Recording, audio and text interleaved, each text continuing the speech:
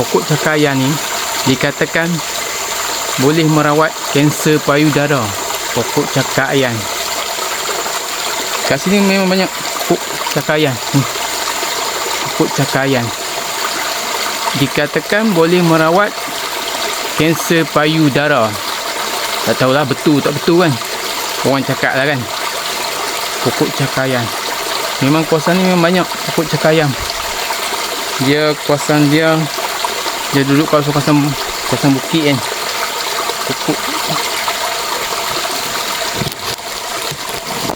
cakayan. Kita tengok pokok cakayan. Banyak. Tuh. Banyak pokok cakayan. Pokok cakayan ataupun pokok bunga cakayan.